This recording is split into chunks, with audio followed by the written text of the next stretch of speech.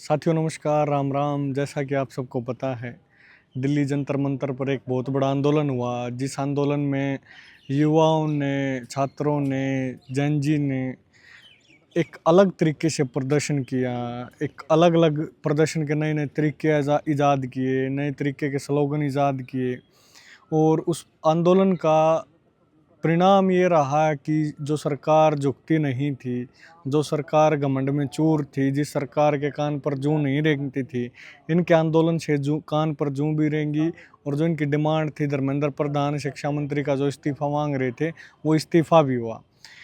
अभी कुछ लोगों का कहना है कि जो ये लोग प्रदर्शन कर रहे थे, इस प्रदर्शन में भद्दी भद्दी गालियां दे रहे थे, इस प्रदर्शन में प्रधानमंत्री की बेइज्जती कर रहे थे। बिल्कुल मैं आपकी बात को मानता हूं। अगर आपको ये बेइज्जती लगती है, आपको ये गालियां लगती हैं, तो मैं आपकी बात को बड़ी कर देता हूं। जब किसानों ने 13 महीनों तक शांति प्रिय तरीके से आंदोलन किया, कोई गाली नहीं दी, कोई गाली गलौज नहीं किया, क्या आपने उनकी बात को सुन लिया था?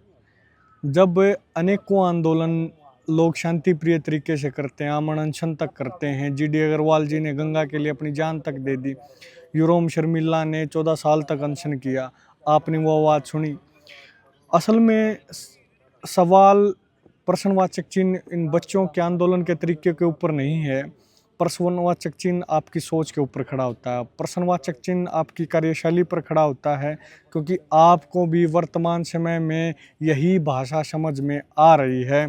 और यहाँ से ये समझ में आता है कि जो वर्तमान की सरकार है, जब तक आप उसको बढ़िया गाली नहीं दोगे, बढ़िया तरीके से उनको धुलाई नहीं करोगे, बढ़िया तरीके से जैसे जैन जी ने इनको करके दिखा बेइज्जती नहीं करोगे, तब तक इनके कान पर जूं नहीं रेंगती है।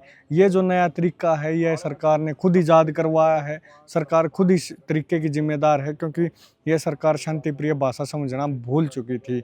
एक तरफ जितने भी हमारे पुलिस के भाई थे, वो अलग तरीके से पीट रहे हैं, बर्बरता कर रहे हैं। उन पुलिस के भाइयों को भी कहना चाहता हूँ कि आप लोग कह रहे हैं कि पुलिस को मार रहे थे, इन लोगों को आंदोलन करने वाले नहीं हैं। जो पुलिस को मार रहे थे, पुलिस भी उनको मार रही थी, वो किसी को दिखाई नहीं दिया, वो अंधभक्तों को दिखाई नहीं दिया।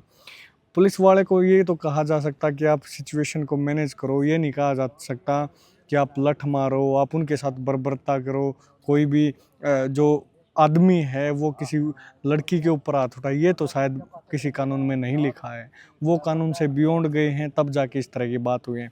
खैर, कुछ भी हुआ, देश की जनता के पक्ष में, युवाओं के पक्ष में परिणाम रहा और युवा जीते। निश्चित तौर पर भविष्य में भी इस तरह की अपने एकता का परिचय दें और भविष्य